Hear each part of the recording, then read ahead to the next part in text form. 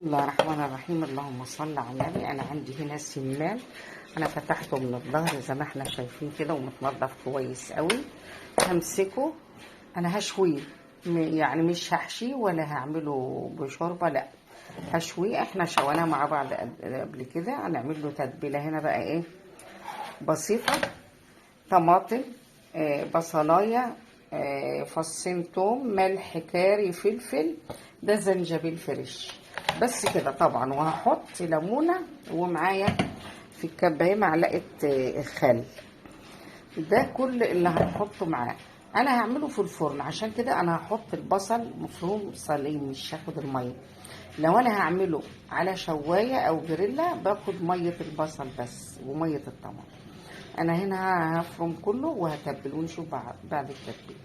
خلاص تبلته من جميع النواحي، وتحت الجلد ومن الظهر زي ما احنا شايفين كده، كمان شايفين من الناحية دي ومن الناحية دي، من كل النواحي. انا هسيبه ساعة 2 3 الليلة على حسب وقتك، وبعدين بندخله الفرن ونشوف بقى النتيجة بعد كده مع بعض. السمان بتاع التتبيل الوقت الكافي، حطاه هنا بقى على البوتاجاز من فوق على نار عالية. انا حطاه على الظهر وهقلبه لحد ايه ما المسام بتاعته تتقفل، علشان يحتفظ بالعصاره جواه، عشان يبقى اللحم ايه جوسي كده وجميل. وبعد كده هقوم مدخلاه الفرن. يعني دلوقتي انا بديله الصدمه على البوتاجاز من فوق، وهقلبه الناحيه التانيه وبعدين ادخله الفرن.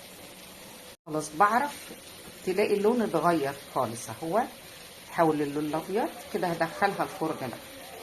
ما شاء الله، شايفين الله على الريحة والطعم والجمال. جربوه، وتتبيلة سهلة وسريعة وجميلة جدا، والطعم خرافة، وبألف هنا وشفا. جربوه وقولوا ايه رأيكم.